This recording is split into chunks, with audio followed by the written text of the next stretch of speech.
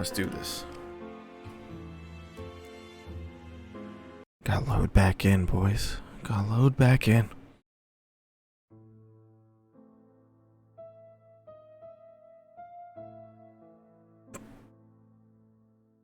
Okay.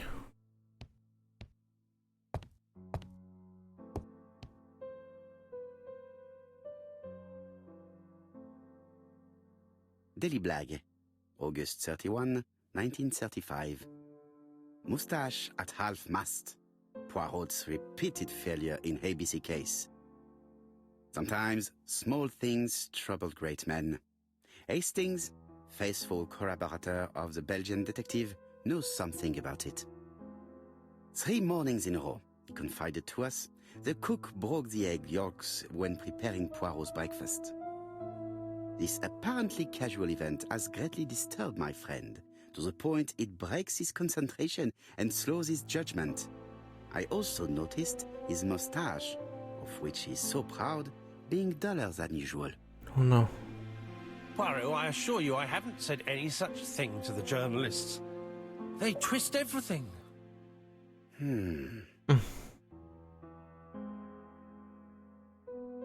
Royal Mathematical and Statistical Society's Bulletin, September the 9th, 1935. The Alphabet Murder, a methodical madman.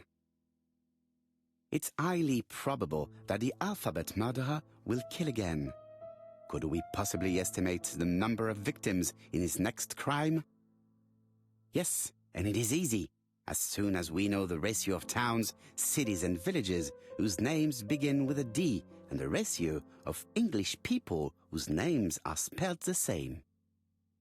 On the one hand, the ratio of towns, cities and villages in England with a name starting with D, and on the other hand, the ratio of English people with a name also starting with D. After this initial calculation, it is easy to deduce the likelihood of actually being murdered if you belong to the target population. Go to the last page to find our results and details on the calculations.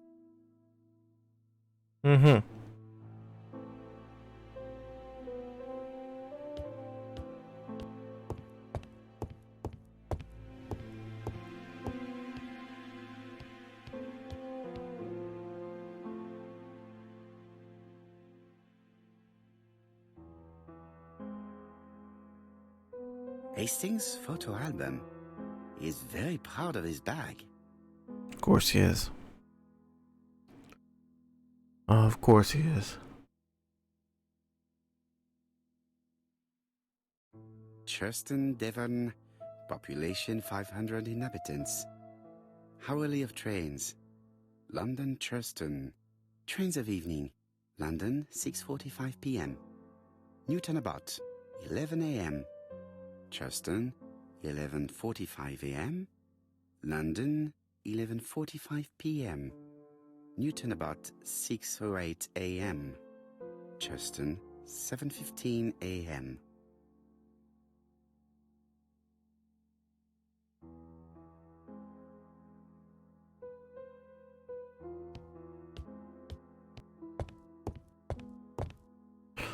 Always gotta look in the mirror.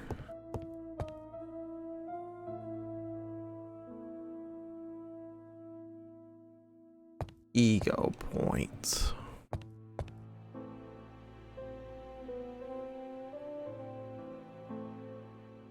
Poor Mr. Poirot. I'm quite sorry for you. If at first you don't succeed, try again. We've a long way to go still. Typery? No, that comes later. Letter T. The next little incident will take place in Doncaster on September 11th. So long. ABC. I should compare this letter with the one on my desk which I received earlier to see if it does indeed come from the same person. Why wouldn't it come to the same person? My God.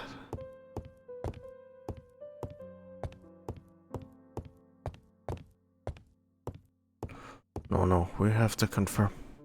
100%.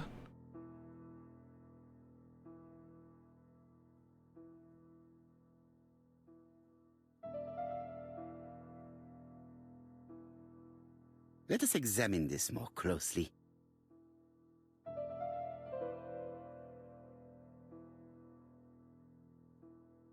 Certain characters in the two letters may have similar defects.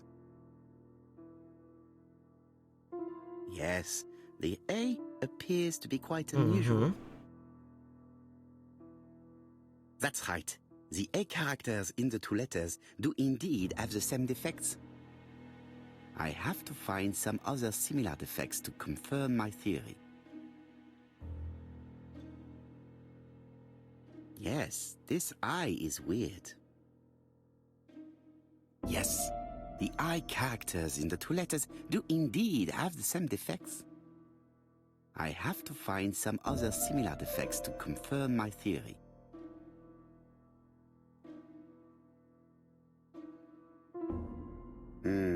The W is not printed properly.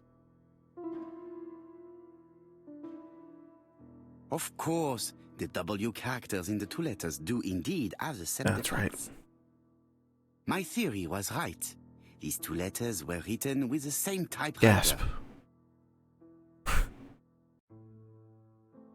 Hastings, he strikes tomorrow. Chief Inspector Japp? He's on another line. Can I take a message? Yes, please, mademoiselle. It is from Hercule Poirot. Tell him ABC strikes tomorrow in Doncaster. He must call me back. Very well, sir. Bien, now I'm going to see what I can find from these burnt documents. I've received the product I need. Hastings, if you do not mind, I would like you to take a few notes. Yes, yes.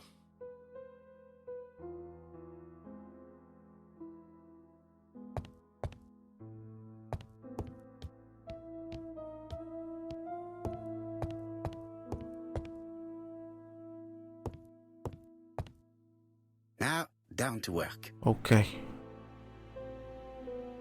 All of this needs putting in order a little.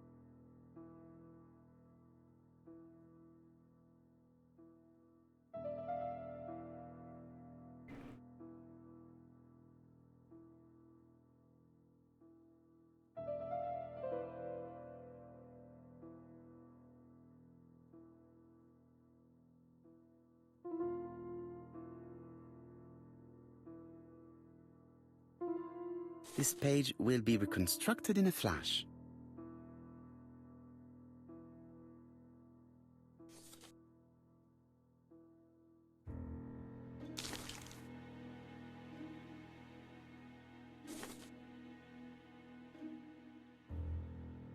This page is finished. Aha. That's done. 3 more to go.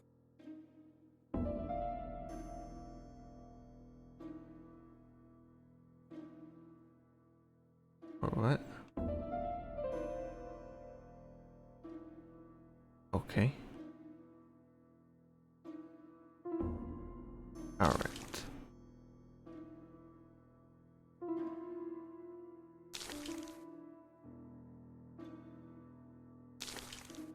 Oh, these want to cooperate.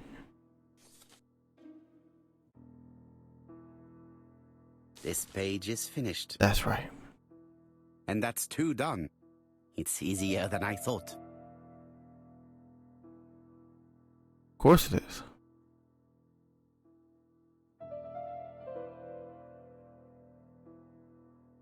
This piece should be placed here.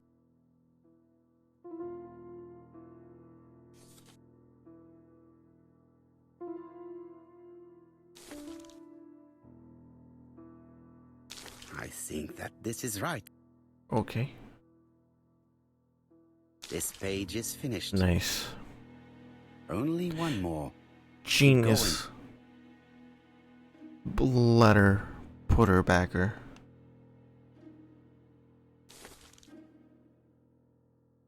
I can't believe that worked.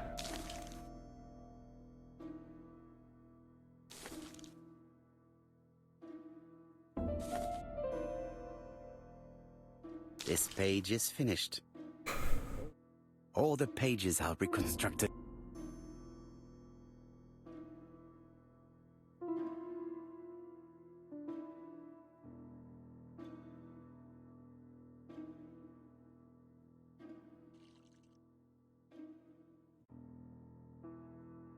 The cloth is now soaked with solvent.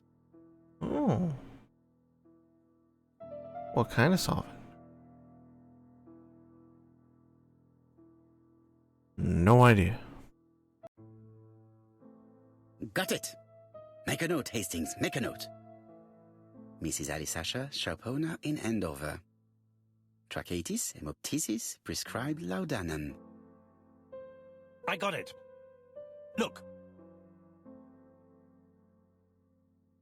Poirot, where on earth did you find these files? On a fire at the bottom of the garden at campsite.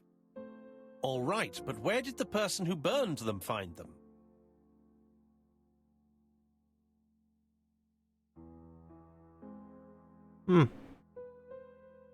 No idea. Alice Asher, shopkeeper in Andover. Tracheitis, hemoptysis, chronic cough with loss of blood. Prescribed laudanum-based cough medicine. Betty Barnard, waitress in Bexhill. Chronic bronchitis causing dysphonia. Advised to stop smoking. Alexander Bonaparte Cust. War wounded, mustard gas and head trauma. Pulmonary emphysema. Hemoptysis. Coughing fits with blood. Suffers from absences and amnesia. Dick Dudley Dunbar, owner of the Black Swan Hotel in Doncaster. Asthmatic, heart disease, heart condition. Let us now try and get our brain cells to work. Where do the burned documents come from?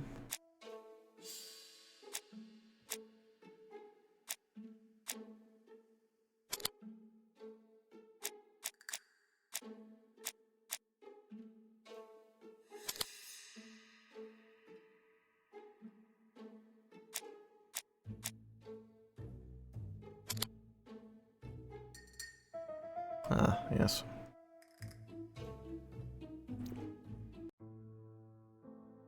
The burned documents are medical records, and without a doubt they come from Clark's archives. First of all, because all the patients have throat conditions. And secondly, their name starts with either A, B, C, or D, and it is precisely the files that match these letters that have been tampered with. But why burn these files? How come the names of the two victims appear on them? And who are the two other patients? These are very good questions.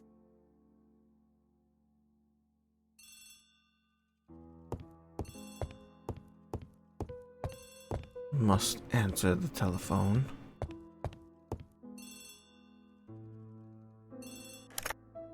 Hello, Poirot? Any news, Chief Inspector? You wanted a stocking seller? We have one. Reported by his landlady, who thought he was behaving suspiciously. He has the most unbelievable name.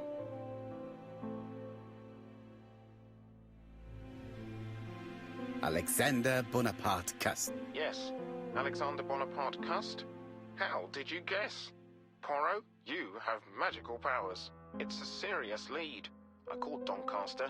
A person matching Cust's description has been seen at the station. He got off the train from London, but after that, nobody knows where he went. Look for him at the Black Swan Hotel. What? How do you know he's there? Trust me, Chief Inspector. You appear to be very sure of yourself. Very well. I'll call the Black Swan straight away. The owner is going to get a shock when he learns that there's a murderer under his roof.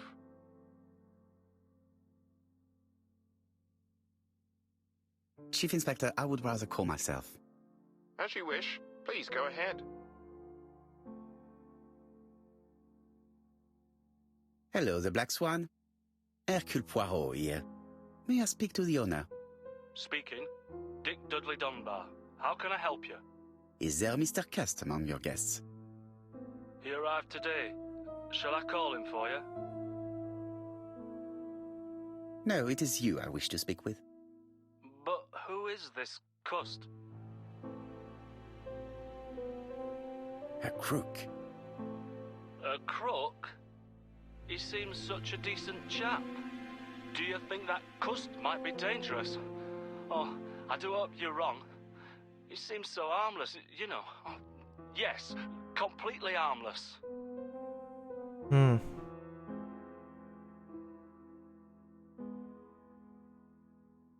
We must not overestimate the danger. After all, we are not absolutely sure he is guilty. What should I do?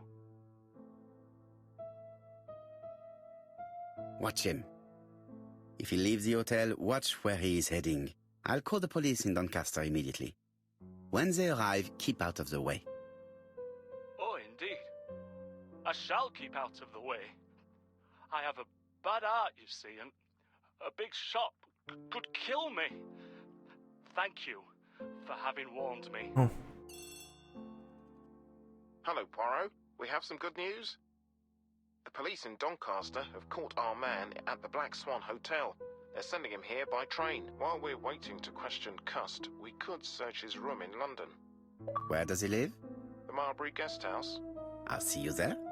Yes, but start without me. First of all, I have to sort out a few details for Cust's transfer.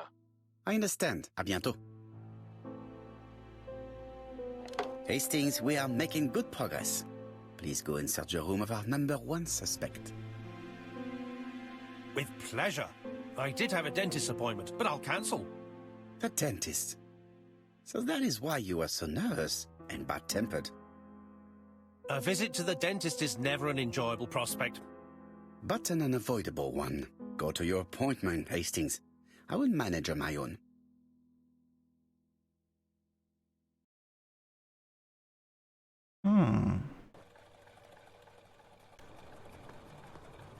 To Marbury Guest House, please.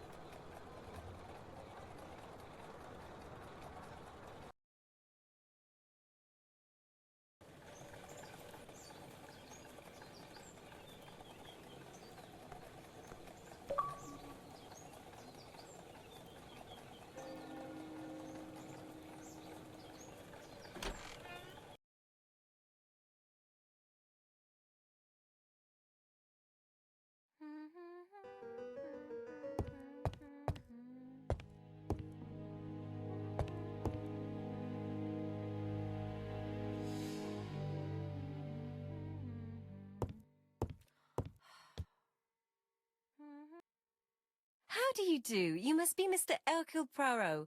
Chief Inspector Jupp told me that you might be coming. Madame, you may be of valuable help to me. It would be my pleasure to help you. Will there be some journalists there as well? I think you might even be interviewed. You are key witness. I've suspected him for some time, but he appeared so harmless. Oh yes, sometimes he got angry and waved his arms about. But even then, he wasn't frightening. And he was as gentle as a lamb again immediately afterwards. It was only this morning that I understood. He told me he was going to Cheltenham, but my daughter saw him at Euston Station. It's not the right station. To get to Cheltenham, you have to take the train from Paddington. And what's more, Mr. Cuss left behind an ABC with Doncaster underlined. As you can imagine, when I saw that, I called Scotland Yard. Did she? Well done. You were right. He did go to Doncaster. So I was right to warn the police. Tell me, did you have any other reason to suspect Mr. Cust? Well, he's odd. Sometimes he coughs really loudly and complains that his throat is burning, and sometimes he talks to himself and stares into space.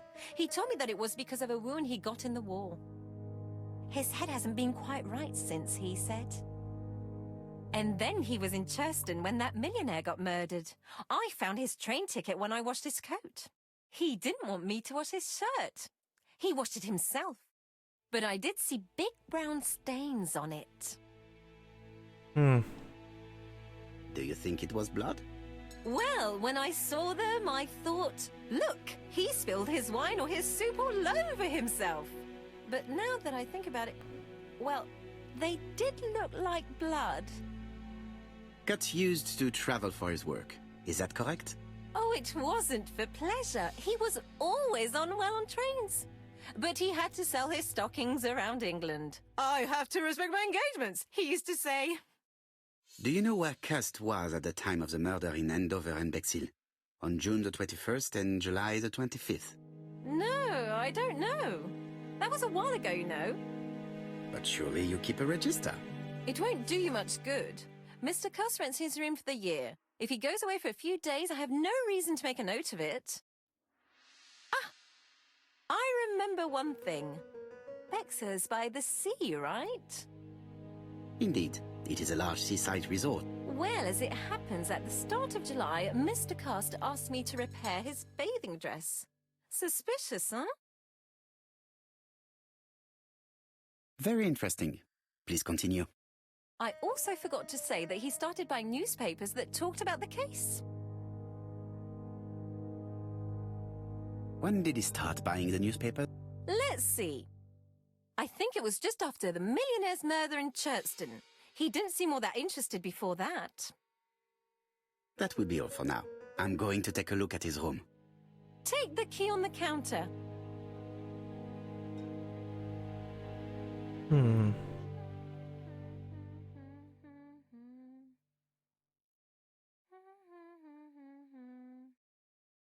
This woman appears to be in a good mood. Of course.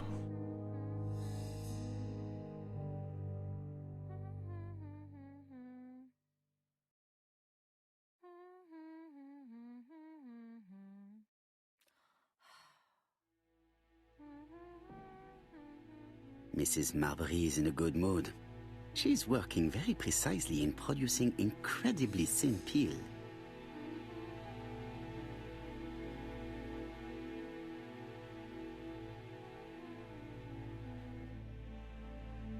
It looks like I've found the real master of this house.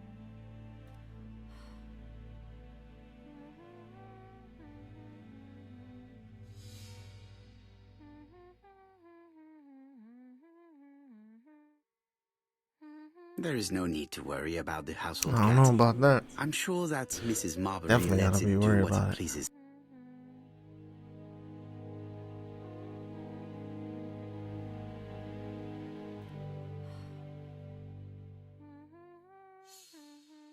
I don't think my register will help you. Mr. Cuss rents his room all year. If he goes away for a few days, I have no reason to make a note of it.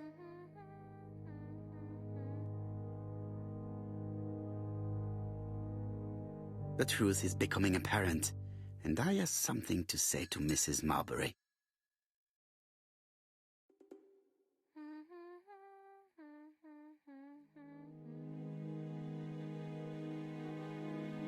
It automatically back me up. I have something to say to Mrs. Marbury.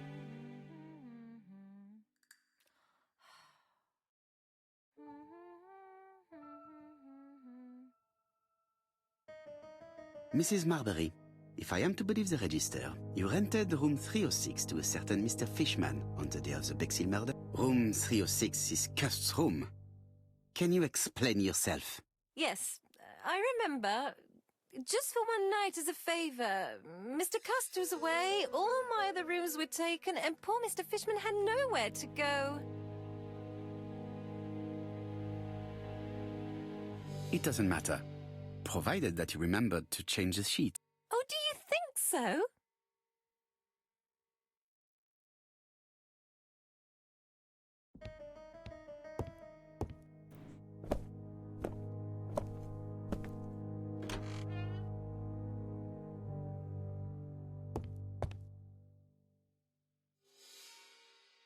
Gotta look in that mirror.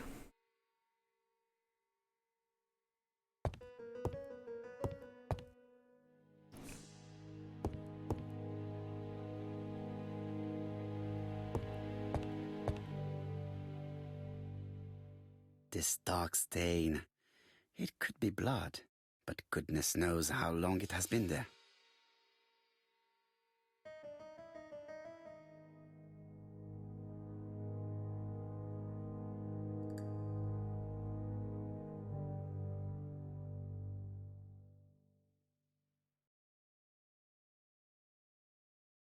Laudanum Cameron's Chemists. Laudanum, a medicine for coughs. It is what Dr. Clark prescribed for Mrs. Asher. This subject would probably be useful to me.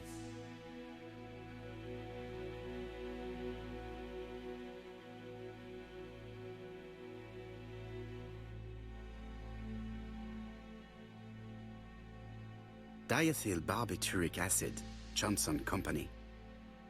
I know this medicine. It is a powerful sedative. This subject would probably be useful to me.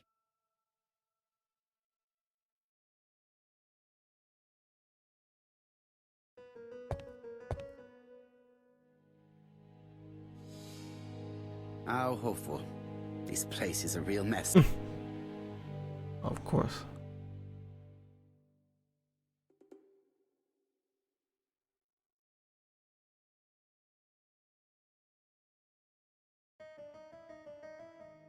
The least we can say that Mr. Cust is not very concerned about order and balance.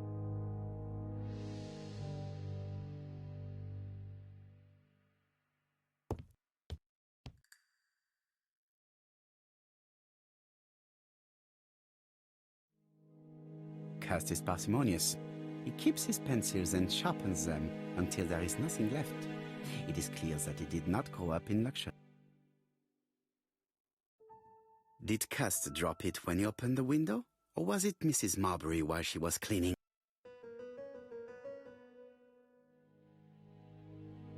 John Milligan, Managing Director, Silky Legs, Frederick Street, Leicester. To A.B. Cust, Marbury's Guest House, 1935, May the 21st.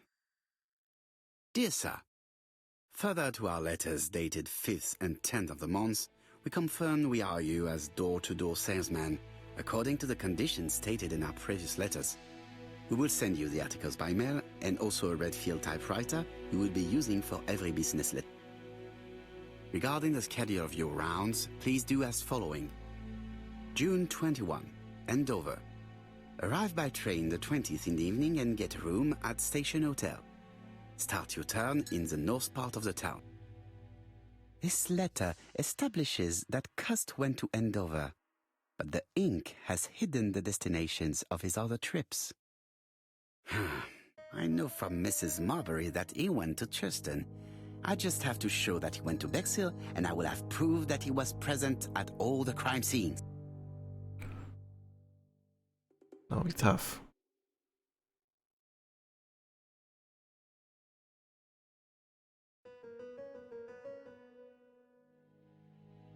A long-bladed knife. A murderer's weapon. This subject would probably be useful to me.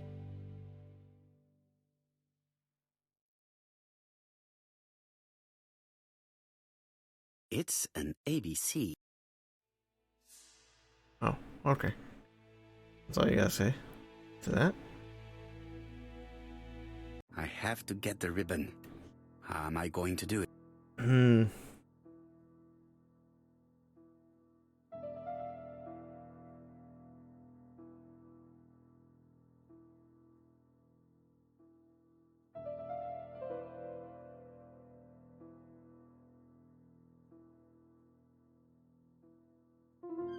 The left-hand heel has been removed.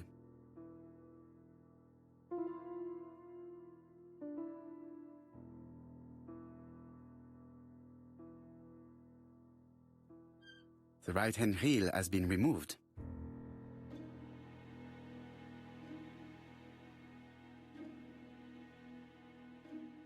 Something is blocking the ribbon. And here is the ribbon. Let us see if it was indeed used to write the letters sent by ABC. I only need the ink ribbon for my inquiry. I will let Jack clean the keyboard if he wishes. All the letters announcing the murders were written on Cust's typewriter.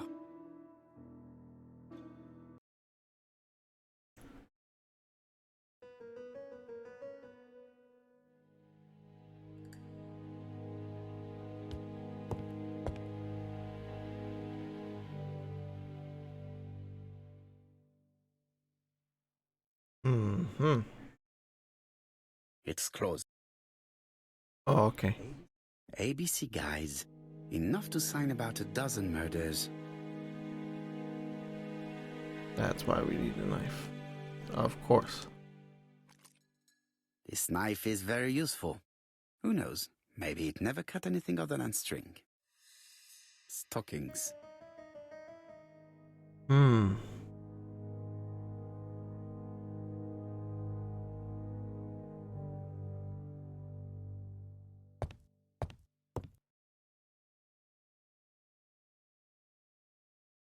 All the main articles referring to the ABC case are here, from the Churston murder onwards. Nothing before that date. Most probably the basting dress repaired by Mrs. Marbury's expert hands. The Bexhill Daily paper, dated from the day of the Bexhill murder. Let us now try and get our brain cells to work. What?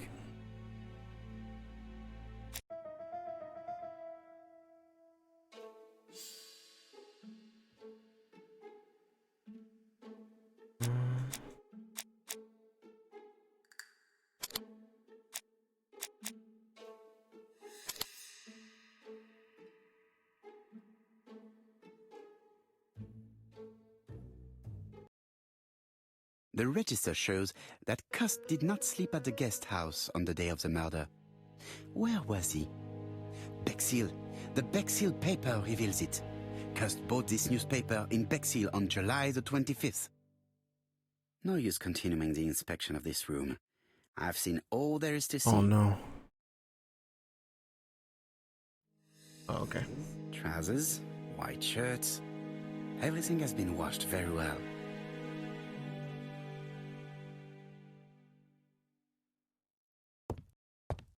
Okay.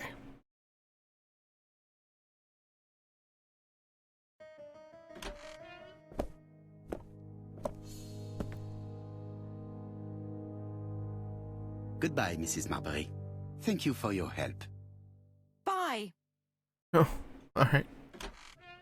Ah, Chief Inspector. I was about to leave. Good evening, Chief Inspector. Welcome. Please excuse me, I must go to the kitchen. I'll leave the key of Mr. Cust on the counter. I'm sorry I'm late. I've spent ages with the Doncaster police. And you? I have established one fact. On 3 occasions, Cust was at the scene on the day of the crimes.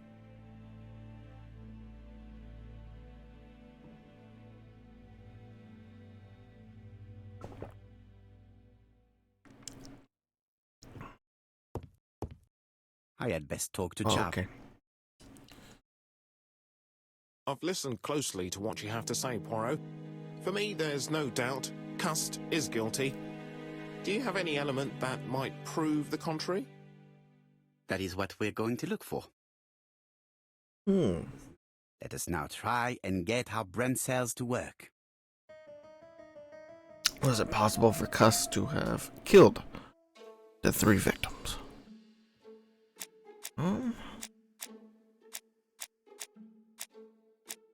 It's definitely in there.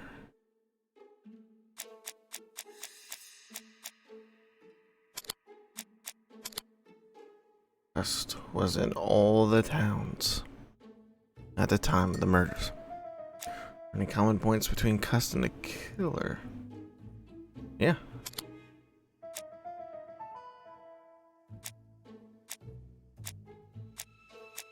He does have ABC guides.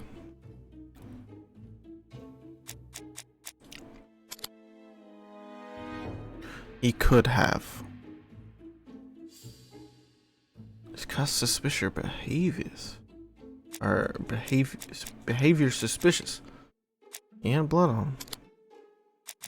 Keeps the newspapers, that's suspicious.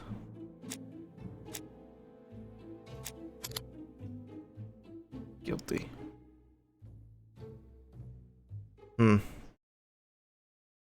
The evidence against Cust is overwhelming. His presence at the scenes, the knife, the blood-stained shirt, the ABCs in a box.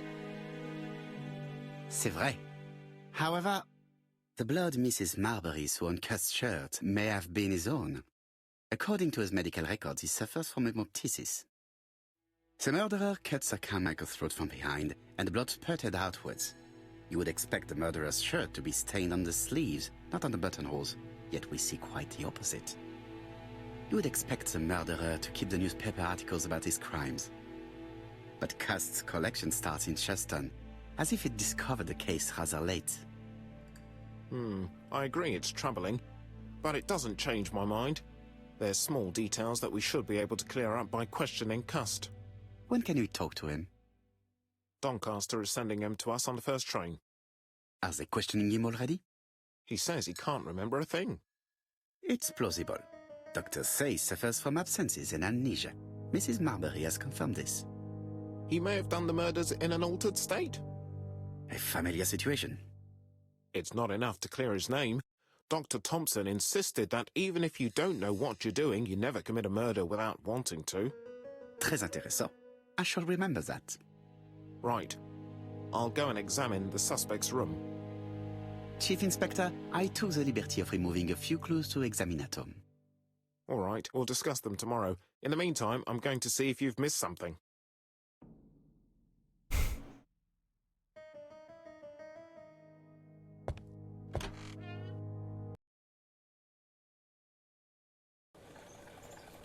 All right.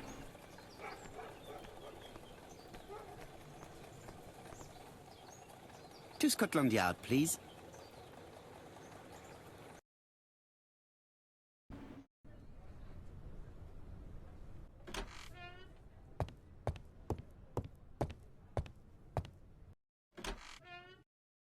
Oh boy.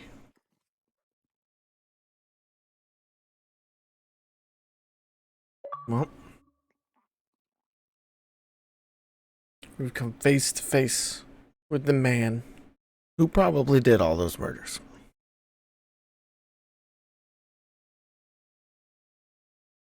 And we'll talk to him next time.